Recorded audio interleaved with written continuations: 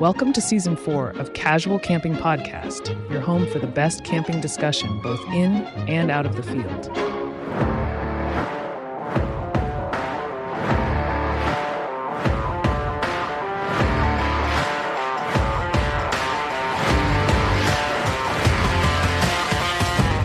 Here are your hosts, Tim and Ade.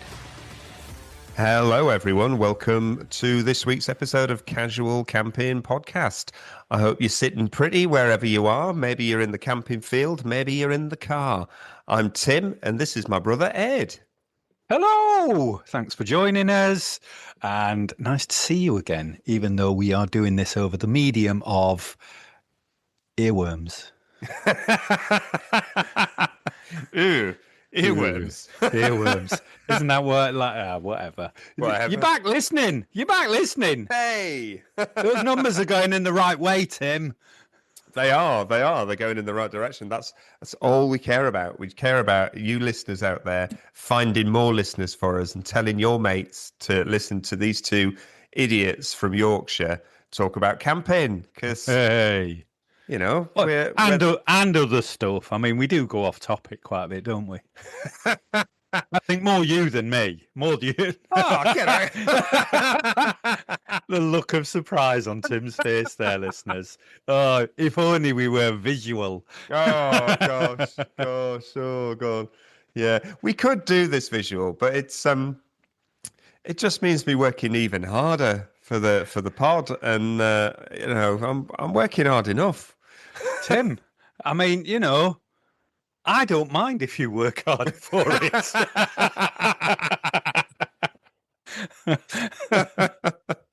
Oh, man. Dance, little boy, dance. I'll do it, Eddie. I'll do it, Eddie. Do you know what I've been sat doing this after bloody noon? Let me show you.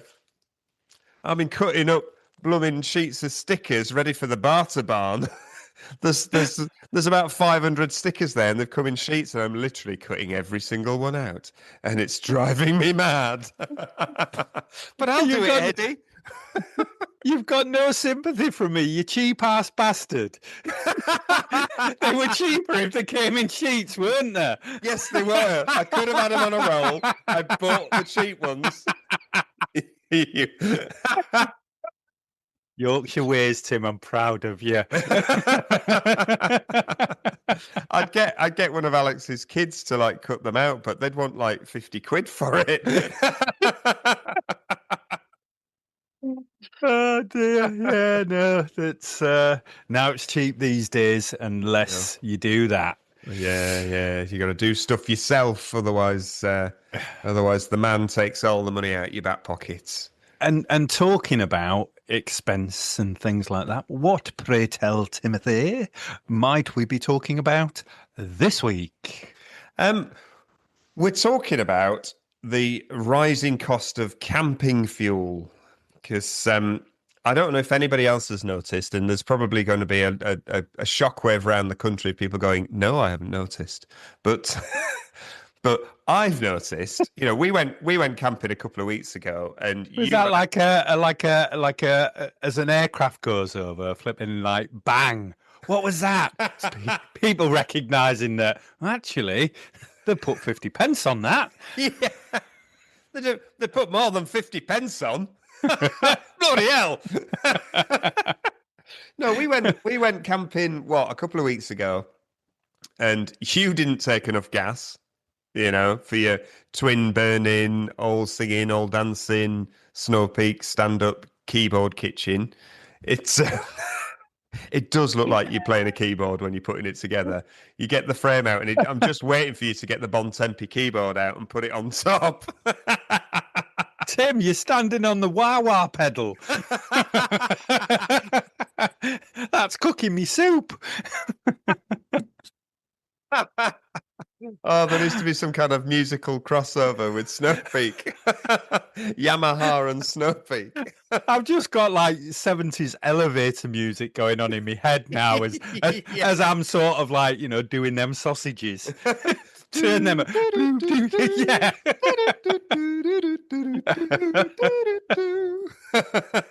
Sizzle. Oh my God, that's something to try next time we're in the field. Oh man, oh man. It's so yeah, so but no, you hadn't brought enough gas. I did have enough gas to lend you, which I was going to do, but we needed some other stuff from the shop. So we went to the shop and we bought some gas at extortionate prices. And Yeah.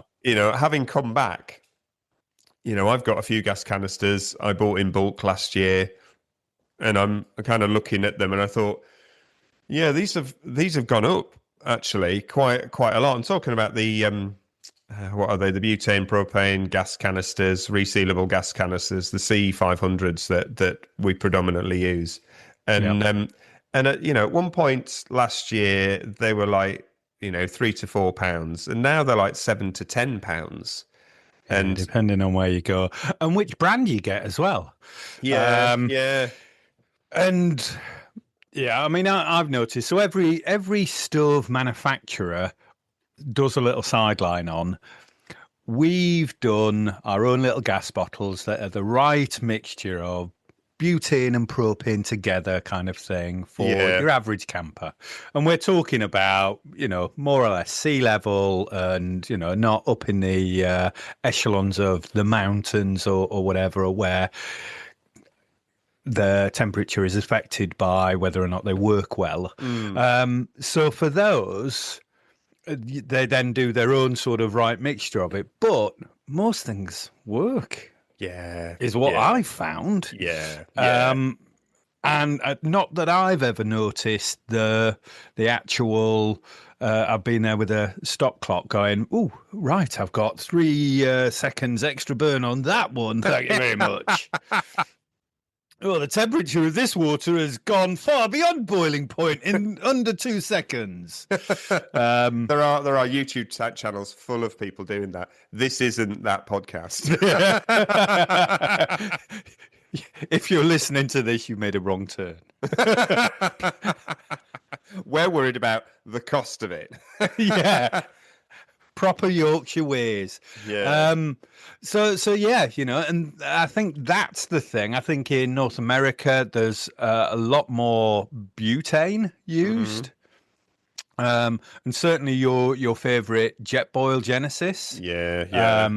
Isopropane butane mix. I think they use it. And I have to say, I had a bottle of that, and it works really well. It's now working off a bottle of butane propane mix. It feels like it's kind of working the same. It doesn't. Don't shout at me, Jetboy, but it feels like it's kind of working off the same. To the same. To certainly for the average Joe, which I would be. It's working enough to fry my sausages and cook my rice and make a curry and all of those things.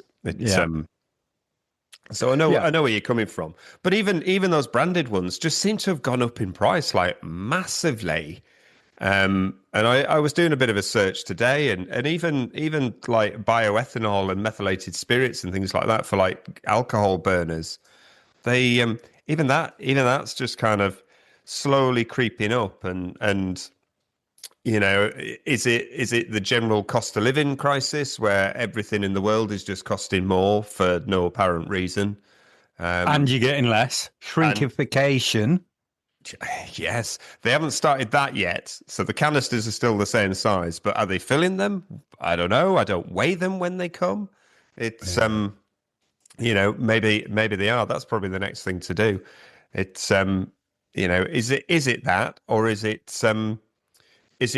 the fact that the world's at war at the moment and oil is at the heart of it, and there's a knock-on effect? I filled my car up yesterday and I couldn't find a petrol station that was selling petrol for less than 147 a litre, which pounds, pounds, yeah. Yeah, I mean that's the immediate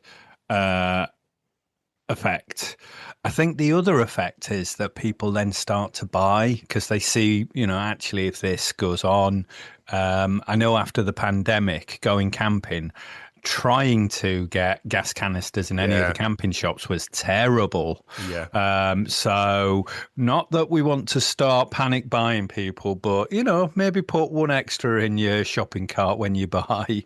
Well, you know, not to promote people to suddenly panic buy and buy lots, but I haven't bought lots, but I've bought 6 canisters today, C500s. I bought a couple of bottles of bioethanol and a little bottle of methylated spirits, just to, because it feels like in another 4 weeks they're going to be even more expensive. Are you cooking on that last one or drinking it? Well, actually, I've now got my hands on a Trangia, which I've been after for ages and ages, and I want to do a bit of a test, because I know you kind of use meths on it, but meths can be a little bit sooty, whereas bioethanol is super clean and completely odorless. So I was thinking that's probably my preferred, liquid fuel. But I was going to do a bit of a test when I unpack the Trangia and have a bit of a play with it at some point, maybe this weekend. I'm going to have a little play with both of those and see which one's sooty. But yeah, and if I don't use the meths, well, you know, it's there for drinking purposes. Do not drink methylated spirits, people. Mate, you go blind. Yes, good Lord, yeah. There's a disclaimer at the end of the show. It covers us for all these things. Yeah, I think that's the thing, isn't it? That should there be, you know, difficulty to get hold of any of those things, I mean, you and I are okay because we've got many different ways to cook things. We do, you know, but I've got multiple gas stoves. I've now got a liquid fuel stove, and then I've got wood burning tent stoves and wood burning fire pits with grills on. It's which is kind of what I mean, really. Yeah. You're not going to be caught short. You're just going to have to adjust what you're taking, when you're taking it, and what you're cooking with it. And I think that's my point. I like cooking with my stoves. I like getting a kettle on and knowing actually that's a 2 or 3 minute boil, rather than I've got maybe half an hour of getting a fire going before my kettle's going to be up to. So it's those things that are different. I like you getting up early and doing a 2 to 3 minute boil too, because that's great. It's always got water first thing in the morning. Yeah, come and find us. I've got a massive kettle as well that I bought, that's like a 5 litre one that I was like, ooh, could get that going on a morning. That'd be brilliant. Oh God, yeah. What, and just make a whole thing of tea in it, or just have it for hot water? It's got a bit of a leaky spout, so it might go to the Barter barn. Who knows, Tim? Ooh, well, you know, we're not accepting old tat on the Barter barn. I'm glad you said that. I'm starting to panic that people are just going to go, here, have that. And we're going to be like the Barter barn charity shop of just unwanted stuff. We are allowed to say no, people. We are allowed to say no. Keep your rubbish. We get a load of old campers' pants. Underwear for the North Americans. Here's yesterday's pants. I don't want to take them home. No, we're all right, thanks. It's So there are those things. You've also tried dispensing gas from one thing into another, haven't you? There's those making sure that you use, I mean, that's one of the top tips, really, is absolutely use every single bit of the fuel that you've got. Don't waste any. Don't think, oh, there's a bit left in that canister, it doesn't matter, I'll get another canister. It's really, really use absolutely every single drop that you've got, and so that you're not making any waste. I did try one of those devices where you leave one canister out in the sun to warm it up. You put your other canister in the fridge to really cool it down, and then you've got one of those devices that you connect them both to, and it's meant to take the gas from the cool one to the warm one. I didn't have a massive success rate with that. I have to say. It did move some, but it didn't move a lot. What I've done instead of doing that is when my canisters get down really small, I've got two gas-powered lanterns. I just switch those canisters over to those lanterns because, a gas-powered lantern, turned down a little bit will burn for ages and ages on a little canister that's got, no pressure left and won't really boil any water. So I've just switched over to that really because I've seen on YouTube people have like, oh, this is amazing. I've managed to fill this canister. It had more in it than it came with. It's like I had no idea how you've done that. You're just talking complete nonsense. Yeah.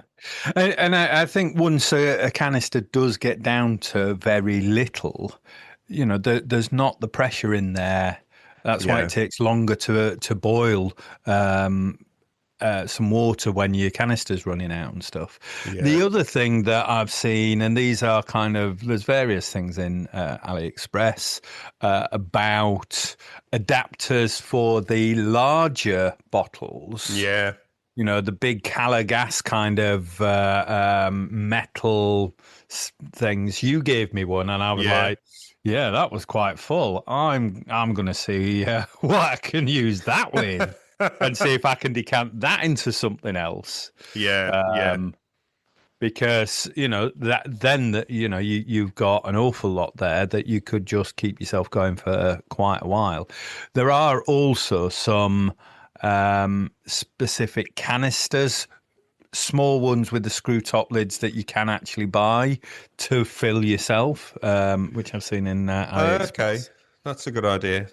I don't think they're necessarily UK warranted or anything, They're made of Chinesium.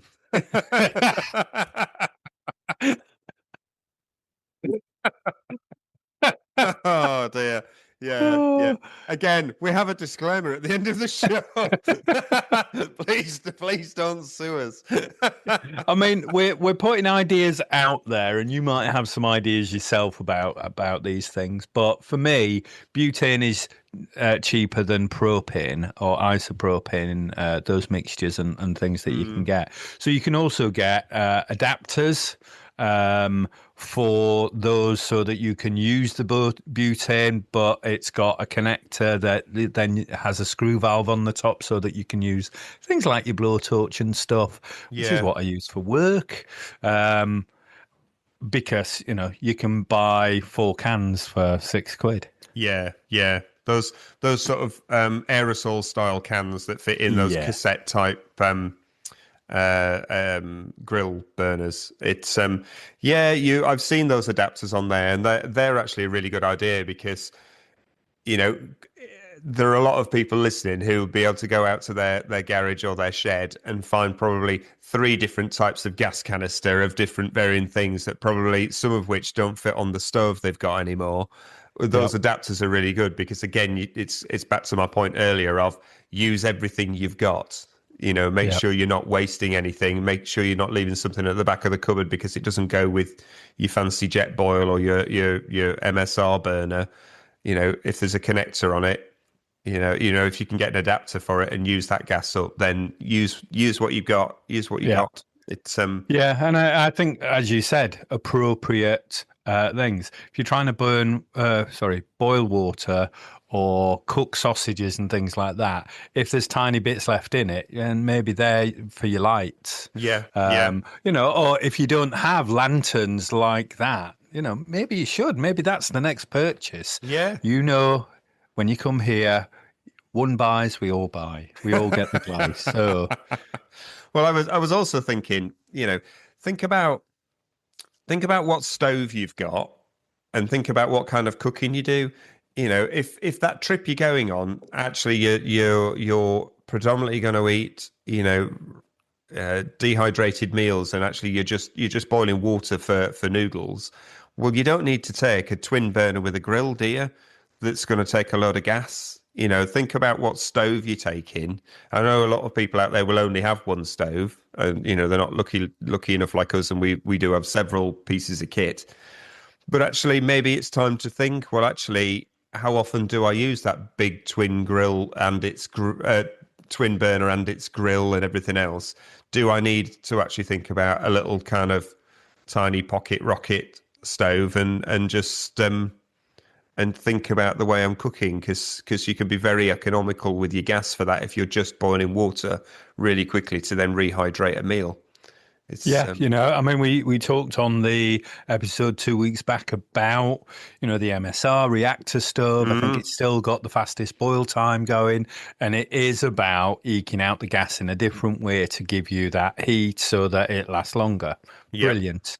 But you're perfectly right. Actually, those bigger stoves, those twin grills that have larger outlets, would you say? Yeah. So you are going to be burning more gas. Also think about, actually, do you have wind deflectors? I was just gonna say that. That just occurred to me. I hadn't written that down on my notes, but yeah. Because you'll be using more gas then, and you'll be getting less from it. I was away a while ago in the winter, and I was trying to do a little toasty just on my Snow Peak burner. And we were outside and it was cold, and I was going for ages, but it wasn't toasting anything. And I took it inside the tent. No, you shouldn't. Had windows open and stuff like that. But the wind chill outside was just taking any heat away from it, and it wasn't doing. And I took it inside. So just, that'll really make sure that you can preserve as much gas. Yeah. If you haven't got a little windshield, take a windbreak. It's get people to stand round it. Block the wind wherever you can. It's this is a dangerous episode. I just have to say, I'm not recommending taking a burner into a tent. Jeez. It's like God. Rule 101, what you shouldn't do. But, it was about sort of just deflecting that. There was a door open and there was ventilation. So just be mindful what you do. Fire extinguisher and all of that. It's be very, very, very safe. Obviously, we're not recommending that you do stuff like that. But Ade's a professional. I do have a carbon monoxide in my tent, carbon monoxide alarm in my tent, which always comes with me when I've got the tent stove. Yes. Yes. Sorry, go on. No, I was just going to say the other thing I was thinking of is, I've started doing something. My other half has started me doing this, and I thought it was absolutely bonkers when she first suggested it. But now, actually, I do it every time I go camping. At least one of my meals is a cold meal. So that particularly like that first setup and that first evening, instead of like cooking loads of stuff, quite often we just have we make sandwiches. We take some really nice sandwich filler. We take some really nice bread. We take some really nice nibbly bits and stuff like that. And actually, we just make really nice sandwiches and crisps and nibbly bits and stuff like that, and actually have a cold tea. And you haven't used any gas if you've had a cold tea. It's look at your menu for the whole trip and think about how much gas is that going to use to do all of that, and how can I reduce that? Well, can you replace one meal with a cold meal? Is that going to impact your comfort? Obviously, if it's like middle of winter, you don't want sandwiches, but it's just thinking about things in different ways, isn't it? Yeah. Or you could have sandwiches and a cup of soup. Yes, yeah. Boil a bit of water and have a cup of soup. Yeah. You touched on something there that I was going to go on. So yeah, absolutely excellent. But also, and this is for any time camping really. If you find yourself like I did, that I didn't have gas, I'd picked up the wrong gas bottle, because I've got about 20 or so downstairs with bits in that I do need to try and decant, but I don't have that thing yet. But also, you can cook on fire. And, we're fans of doing that. We've done it many times. And depending on what you're taking. But the key thing that really gets me is that you don't want to put your best stuff on an open flame. Yeah. So I've got friends. I've done it from time to time where I then kind of feel, oh, I've ruined that pan set. Like some of my first pans, and I was like, well, I'll put them on the fire, and it does mark them. It does. I think somebody I know had a jet boil and put that on the fire because it was the only thing that they had. They were out of gas and they were traveling in Australia, and it burnt the koozie, whatever it's wrapped in. And that's the thing as well, that if you're thinking about cooking in different ways, also make sure that you're not you've got the appropriate type pans that you go, yeah, I don't mind that. We had the benefit of cooking on that thing. Darlem, the plate. the carbon steel plate that they lent So us I'm looking to play forward with. to having a go on that. I'm going to do breakfast on that next time we're out. Really going to have a good go at sort of playing around with that and the fire. Just absolutely brilliant.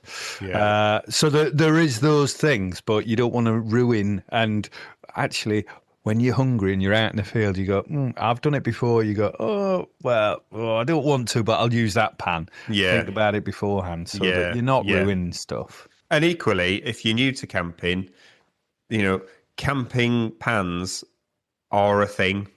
If you take your pans from home that are great big heavy steel pans with massive thick bases to them, you put those on a gas burner out in the field, it's going to take half your canister of gas just to heat the base of that thing. You are going to burn through fuel like you wouldn't believe. So things are built for the purpose. You do need camping pans to go camping. You can't just take your normal pans from home because you'll just use too much gas. I mean, you can do, but it will take an awful lot of gas to get those heated up. And again, if the gas is getting really expensive, you're just throwing money away, people. Throwing money away. The other thing is, where do you find gas? If it does get a bit scarce, like it did at the pandemic and things, little hardware stores tend to do, they're different style gas canisters, but mainly for blowtorches and stuff like that, for builders merchants, things like that. They all have a supply that fit, the screw top bits fit your stoves. Brilliant. So I had a few of those where I couldn't, all the camping shops were out of gas, but I could find those things quite easily. That's a really good idea. So look about who has them, and just think who sells gas, and try and find those out of the way places, little hardware stores and stuff. Old style petrol stations. We got yours from that old style petrol station where it was literally two pumps on a garage, and it was like a proper mechanic's garage. Yeah. And he had two in his kind of cupboard, in his cupboard that was his shop part of it. It wasn't much of a shop. It was like we went back 50 years, I think. Yeah, it was. It was really cool. Yeah. So you will find it in odd places. Not that there is a shortage, and we're not trying to scaremonger in any way, shape, or form in this episode. It's just an observation that I've made, that it's definitely got more expensive, and as fuel in general is absolutely going to get more expensive over the next few weeks, camping fuel is going to be part of that because it's all refined from the same stuff. I think it's a knock-on effect, isn't it? For what's just going on, and it might come later for those things. There might already be a load of stuff, but if we're thinking about it, other people are thinking about it as well.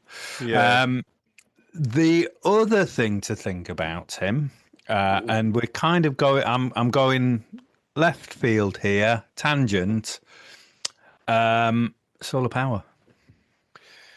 Yeah. Go on then. How are you cooking on solar? You're charging up your power banks and plugging in a essentially. Yes. You're bringing the air fryer. People are bringing air fryers. We saw them at the show, didn't they? A camping air fryer that someone was doing. Yeah, essentially that. I was just thinking there's free energy out there, solar panels, invest in them. They're good for you when you're going away for a longer time. I'm going away in May, really, really looking forward to it. But I know the area that I'm going to, I need extra power. I might Yeah. not have the sunshine because it's Wales, but maybe we've been lucky recently. You want to get a wind turbine, Ed? You go to Wales. Well, I've been looking at them as well. But yeah, so there are those things, and obviously you can't then it is putting in something like an air fryer or something else that you can, an actual kettle. I mean, it'll take a bit of money, but everybody's got those power banks. We're almost getting into the prepping kind of.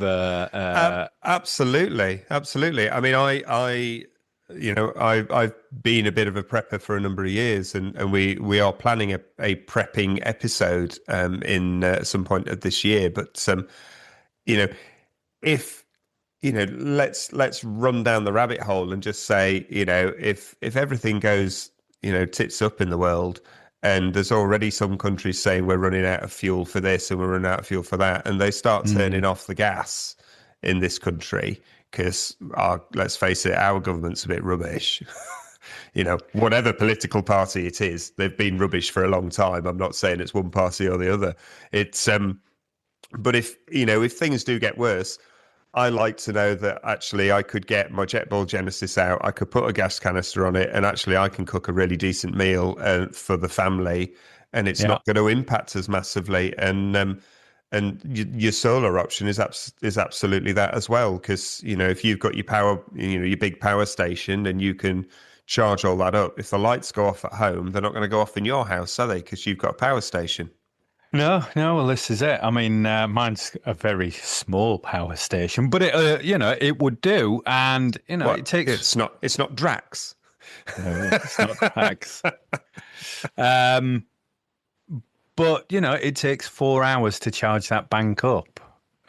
With the solar panels that I've got, that's pretty good for me. Yeah, and I just think that it's something out there, and you do see, as you touched on, I've seen water turbines and I've seen wind turbines. Yeah. So if somebody's by a river, they can just throw something in and that'll give them electricity. There's all those things. Or it's a question of you go into a camping site and you're paying for an electric hookup. That's the other thing, Yeah, I did think that. It's it's getting to the point where actually, where's the balance? Not that gas is getting so expensive that it balances electric hookup, but actually, if you're thinking of the investment of a large power station that would be able to power things like an air fryer over multiple days, well, actually, then you are talking hundreds of pounds for a power station of that size. Well, then actually, how many times are you going camping? How many times are you going to use that? How many years will it take you to balance out that cost? It might not be cost effective for you. So actually, paying for electric hookup and just taking a few things to cook with from home that you can plug in actually balances things out, doesn't it? Yeah. And while we do always say, as we've said on this episode already, one purchases, we all purchase. We all get that glow. It doesn't need to be brand new. You can always save some money by looking at secondhand, going on eBay, going on Facebook sales, going down your local charity shop, going down your army surplus stores. There's all those things where you can buy things at a much reduced, and you can often quite pick up some bargains. Think about the time of year that you're shopping for certain things. End of the summer season is when you will get some tents going cheap. That's when they do. That's when they clear out. Or certainly it's springtime, there's some that do it to get rid of past season stuff. There's there's been a lot of sales already this year on power stations, for sure. Just interesting that you just jumping on your point there about army surplus stores. That's a great place to find gas. You know, that's a great place to find gas and go and chat to people about where to get stuff from. It's that's a really good shout out. It's a really good shout. Yeah, well, those people that camp and do the camping holidays are the ones that'll, nobody's going to the people that went to Dubai for their holidays going, oh, I wonder whether they'll keep us alive. All right. Then I realised you went to Dubai. I went to Dubai. Okay. Edit that one, Tim. Edit that one, okay? We don't edit. It's, no. See, I cross both divides. I'm a camper in the field. I've heard you're ambidextrous. I'm a switchback. Switchback. Is that like a knife? Ooh, nice. I've never been likened to a knife. I'll go with that. My son is called Nye, short for an iron. I know you know this, but this is for the benefit of. But my sister's my niece, my sister's daughter, calls him Cousin Knife. Yes, and it's the coolest name. I was like, "Can I be Uncle Knife?" No.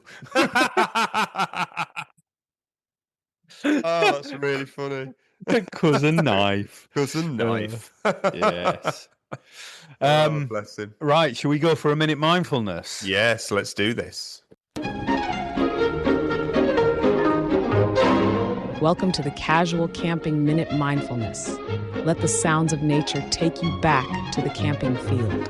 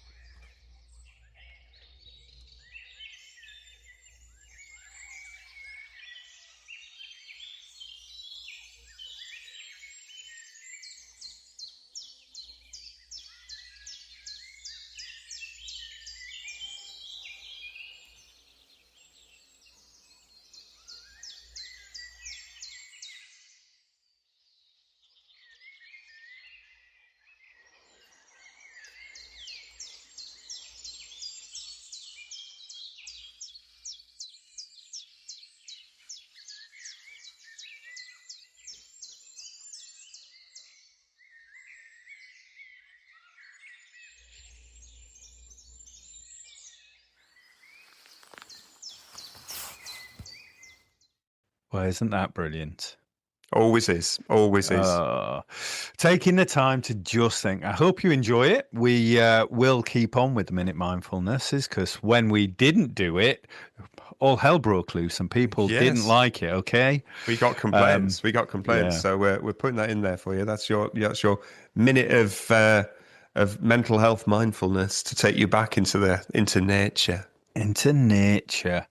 If you've liked this episode, please share, subscribe. Find us on most major social medias, but mainly Instagram and Facebook. We are on YouTube as well. We're getting quite a few subscribers on the old YouTube there, Tim. We are. Considering that, that's not our main form. But like I say, do like content. It really helps us to keep doing this. If you like hearing us witter on, if you're talking back to the things that we're saying, that's because you like it. Yes, you are just like us. Please press a button. Please press a button because it helps us. And if you really want to keep this machine going, you can support the show. There's a link in the show notes where you can actually financially subscribe to the show and give us a bit of a helping hand and keep this machine going forwards. That's always massively appreciated. Thank you to those of you out there that are doing that. But yeah. That's another one done, Ed. That's another one done. Last little messages. So we have talked about the barter barn. Yeah. You see, I always forget to do this bit. I forgot to do this bit. Go on. This is why I'm more mental. You get on with editing, Tim. I'm gonna, do the other stuff. We've all got our jobs. We do. Well done. And yours is coping with me. I know that. But yeah, we're talking about the Barter Barn, but what we should say is the Bushcraft Show over in England at Lutterworth is coming up at the end of May. You can join us there. Come and swap some stuff, have a bit of a laugh with us. We're just a small section of everything that's going on at the Bushcraft Show, and come and meet some like-minded people. You can get there and you can have day tickets, you can have weekend tickets, you can choose the amount of time that you want to go, and you can get a discount if you use the code CCP15. The very kind people at the Bushcraft Show have given our listeners that. So please come and join us. Come and swap some stuff. Come and join us at the Barter Barn, and maybe a beer at the pub. Absolutely. That's it'd be great to see some people there. The reason I'm cutting up so many stickers is we'll be giving out stickers at the Barter Barn. So if you barter anything, you'll get a free sticker. It's so come and see us, get some free stuff. Yeah, but also remember to bring some stuff. So we don't want tat. No, we will barter things, but don't just come with what we're hoping is it's a bit of a swap shop. Yeah, you've got something that you're no longer using that is still perfectly good for somebody else. Come and see if you can swap it for something that we've got that you might like. And we've got many varied things for all price points. So, and we will swap skills. If somebody wants to show us how to light something, maybe we'll, take that as collateral for something that you want. Aye. It's I'm really looking forward to it. It's going to be such a laugh. And I hope the weather's going to be okay. But even if it's not, we'll have a laugh and a giggle and a drink, and we'll eat some food. I'm really, really excited that we're not just attending the Bushcraft Show, but we're actually properly doing something for it. And it's just going to be great. I'm just really looking forward to it. Yeah, me too. I can't wait for it to hurry up and get into the end of May.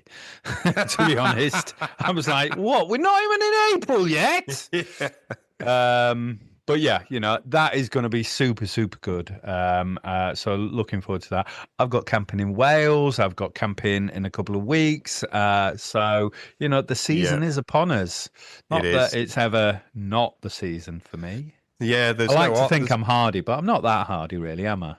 You're quite hardy, to be honest. It was like -5, -6 in our winter camping. So you are pretty hardy. It's there is no. Go on then. There's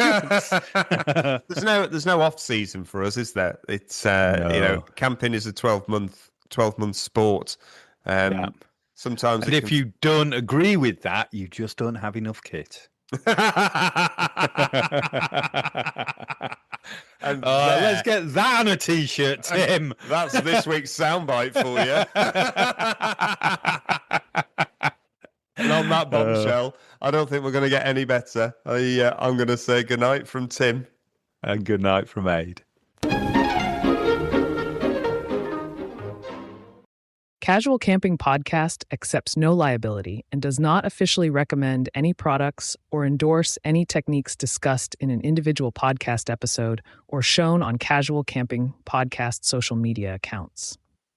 Individuals should make their own informed decision and risk assessment of any products or advice prior to any purchase or use.